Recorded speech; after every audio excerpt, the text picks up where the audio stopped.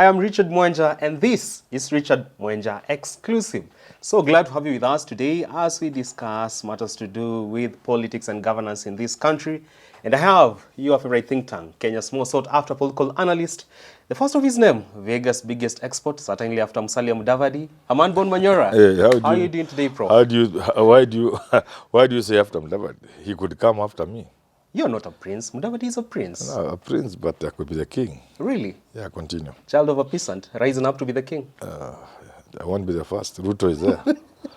In the footsteps of Chief Hustler. Yes. All right, Prof. I want us to talk matters to do with the church. Yes. And that is in relation to the politics of today here in Kenya. And very recently, we have seen one gentleman who is bold enough to speak about the need for us to sanitize our politics. That is Archbishop Anthony Muheria. And once again, he's here asking politicians to keep off the pulpits and more so burial ceremonies so that they don't take their politics there. That's a place of sanctuary, or at least to worship or just to offer a religious counsel. And I want to understand first, why are we seeing sort of segmentation within the Church of Kenya? The Catholic Church seems to be speaking in isolation when it comes to the need for us to sanitize our politics. Do you believe this? Do you believe so? You know, the church was one up to a point, and after that the church was split. First between the Catholics and then non-Catholic. And then there was the Reformation that created more splits. And then there was the revival movement in North America and evangelical stuff. So the church is not the same, and you don't expect the church to speak with one voice because it's not the same. The Church of Christ was one up to that time when it was split. And a series of developments have led to the situation we are in. How many religious organizations are registered in this country, especially Christian churches? They are in their thousands. You don't expect them to speak with one voice. When it comes to the Catholic Church, you know it is strong. It has a strong tradition. It is rich.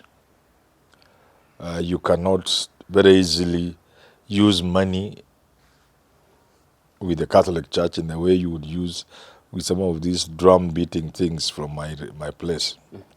So these cheap churches, religious denomination, whatever they are called, let's not mention them. Running on the road, do. Those ones, even if you throw 50,000 at the head of the church, they will come crawling. But you can't expect that from the Catholic Church. It's a strong institution with a strong tradition, and it is rich. The people who pastor in the priests are highly educated people. You cannot be a Catholic priest after retiring the way I see these fun religions at home. When you retire, you use part of the retirement money to buy yourself into church leadership. You even become a pastor. No. Church becomes a job opportunity for some. You know, for the Catholic, it's a serious business. A priest is a highly educated person. So it's not easy to sway the Catholic Church. And then there are also churches that are closely following the Catholic Church in terms of strength, in terms of capacity. Yeah, we have others around there. But the Catholic Church is compact. Let's advance that conversation, Prof. And there's a section that believes maybe the church in Kenya seems to be speaking for the convenience of the moment. That is, probably if a church wants to develop some certain sense of infrastructure, they will be quick to invite politicians, or at least to embrace them. But when the opposite happens, they're quick to call them out. Would you say that indeed that's a reality that we're living in? Of course. Hi, my name is Eileen Akal, and I'm the head of training at Center for Innovative Technology Limited, SciTech. If you finish your Form 4 and you would like to enter into an engineering field, architectural field, or any related field, please come to SciTech. We will train you how to be industry ready. We will also train you how to make engineering drawings. We will train you how to draw using the software. I did my degree in China for 4 years. After I finish my degree, I come back to my country, Kenya. But the knowledge I find in SciTech, it's much better than the 4 years I spent in China. We can empower a lot of young people in Kenya to gain gainful employment. And I want to speak to parents out there.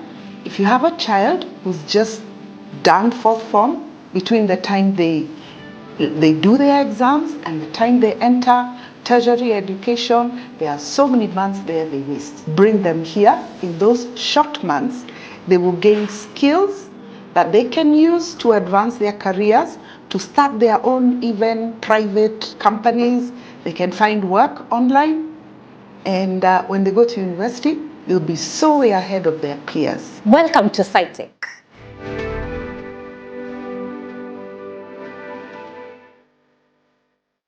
Of course. You see, there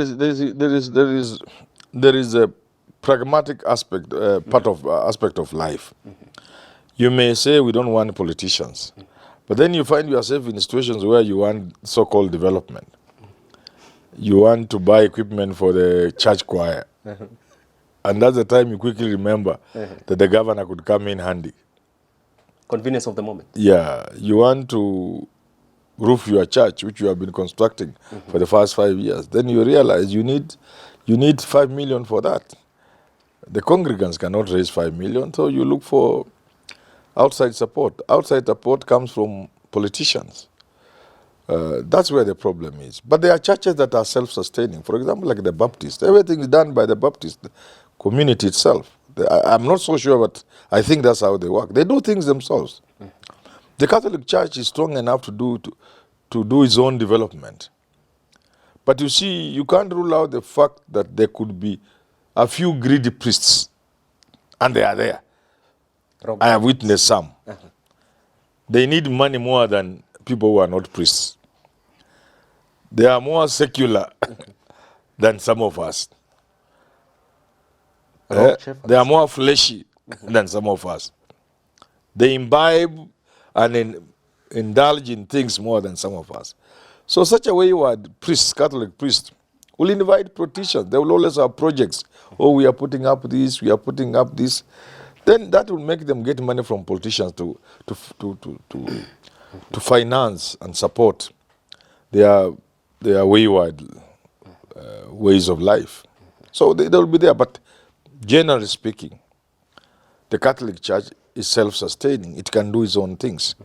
It can support its own programs. Generally. I'm not saying they cannot seek assistance, but generally speaking. But again, generally speaking, we are a country that takes no shame in begging and borrowing, especially begging. Habitual beggars? Yeah, so even the church joins the begging. You start a project knowing so well you don't have the money, knowing so well the congregants cannot afford that project, then you move out without shame, going to beg people, and then you land on politicians. Then politicians will not give you a cent unless there is a camera capturing them, giving you. So that's the situation we are in. Yeah. Prof, I'm glad that you really drop in insights about this conversation. And you have also gone on record on this particular program,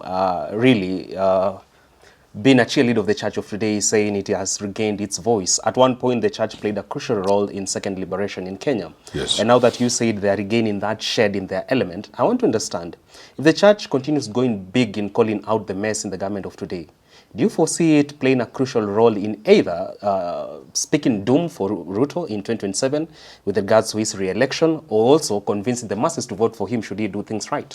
The church has a voice anywhere in the world. Or let me say religious organizations. In our instance, we talk about Islam and the Christian church. So the church in this country has a voice, just like Muslims have a very strong voice in this country. Unlike the Muslim, where you conflate religion, the culture, the people, language, and so on and forth. So the church has a voice, but that voice sometimes is secondary to the bigger voice. And the bigger voice is the tribe. That's why we have not quite felt the voice of the church. You get what I'm saying? The missing link here. Yeah. but the church has a strong voice. Should the church direct this voice into matters 2027, it can have a devastating impact on William Ruto. The way they are currently organizing and speaking against many of the bad things that are going on. Should they push with this up to 2027, it would spell doom to Ruto. Yeah. I want to understand something, Prof. Just like we've seen call to action for our media houses to be impartial when it comes to elective matters, do you call for the church to also play an impartial role, say in 2027 during the electionary times, that they should not endorse any political class? I have never said, I've always laughed at the idea of impartiality. Nobody can be impartial in matters politics. People will have opinion on these issues, whether they be media or a church or anybody else or individuals. You must have an opinion. So the church is free to have an opinion. But the church will also have to calculate carefully, because they minister to people from different backgrounds, of different persuasions, different political persuasions. So, whereas they have a right, and I would even encourage them to voice their opinion on matters of the day, instead of waiting for a wrong man to be elected, then you complain. I would rather the church do what the church did in Philippines and what it has done elsewhere.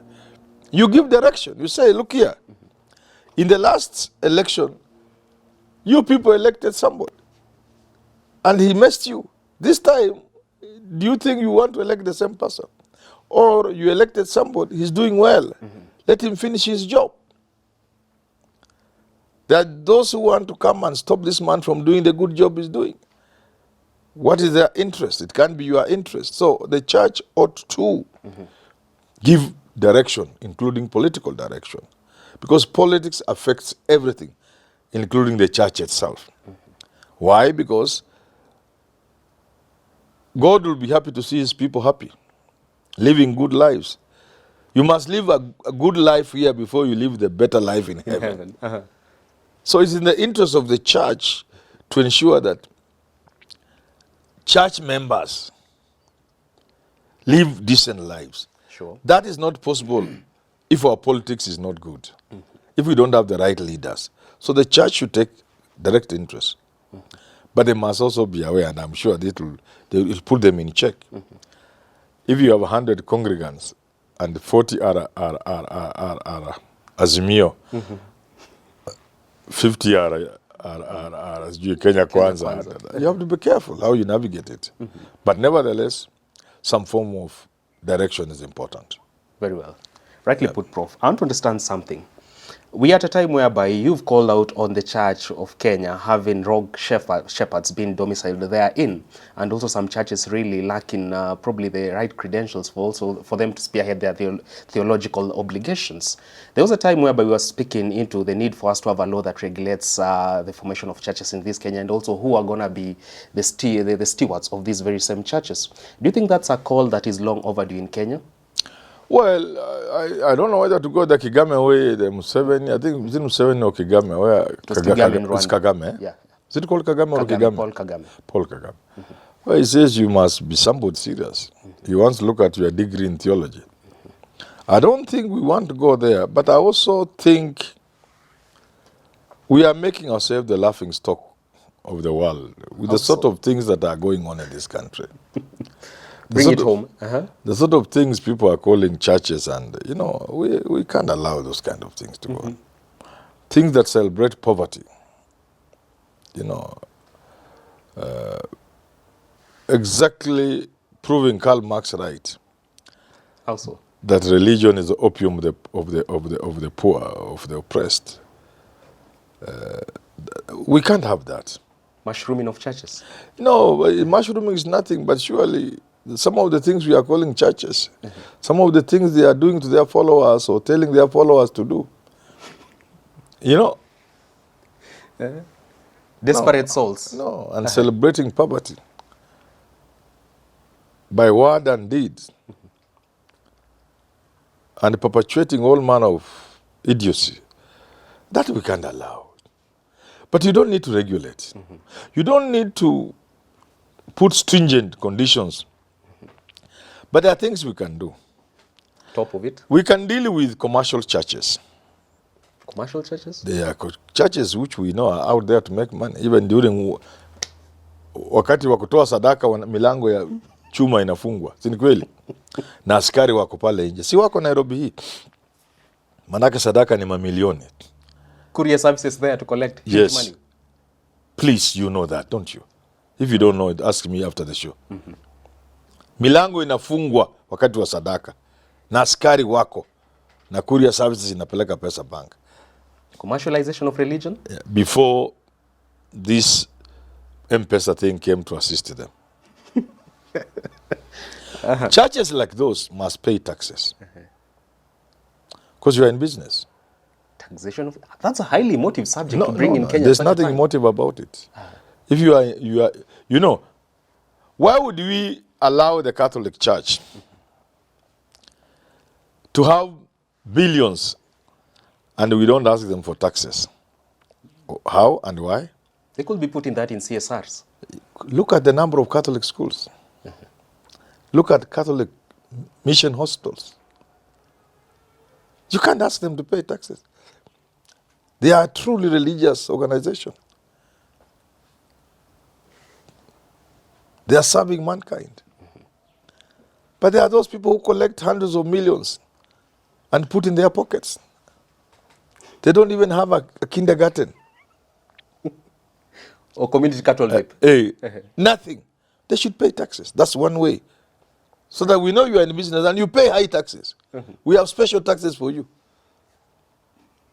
You pay high taxes, like 45% of what you get. Your imam is watching the show.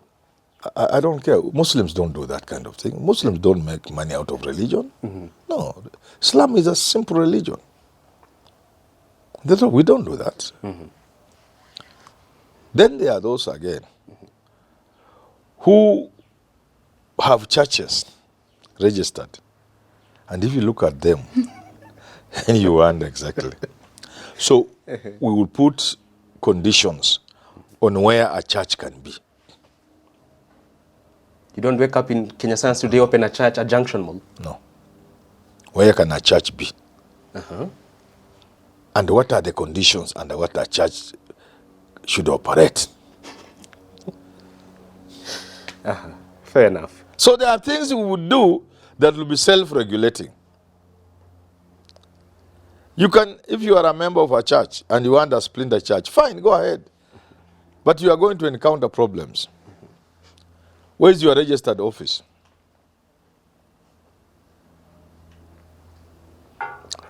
Where is the physical church? Because we want to know if there are issues. We want to know where we'll get you. To avoid another Shakahola. Yes, we want to avoid Shakahola. Where are you? We need your physical location because you don't conduct services online. You conduct your services in person. So where is that? Where's your title deed? LR number? If it's not your land, where is the lease agreement? Where is the public health? Are you going to be a nuisance to the neighbors by way of noise? Is it hygienic? Do you bring 100 people in a place without a toilet? You see, once we go in that direction, we will knock sense into all these things without necessarily regulating and issuing very tough conditions for registering a church. Go ahead, anybody can register, including you and your wife. But tell us from where you want to do it. Is it your house? Where? If it's your house, how many members are there? The moment they reach beyond what your house can accommodate in terms of space and other facilities. You know, my friend, but That's we need the bigger thinking in the room. Yeah. And only a Manyora's presidency can deliver such for the church in Not Kenya. me, there are many people. All right. Yes. Including yours truly, Ruben Kigame, right? Yes. All right, there you have it. At that point, allow me to take the conversation to a wrap. We've been discussing matters to do with the church in Kenya and how they can self-check themselves and also the need for politicians to keep off our pulpits and also say burial ceremonies. There's need for them to sanitize the politics they're spearheading out here. You've heard it from the think tank himself, Professor Herman Manyora. Get him at H Manyora on X and get yours truly at Mwenja Richard across every other social media handles that I'm in. Until we get to do this again next time, do enjoy the rest of your viewing. Keep tuned to this channel. Up next is Jadil Kabir and Evans Okenyi with their editions.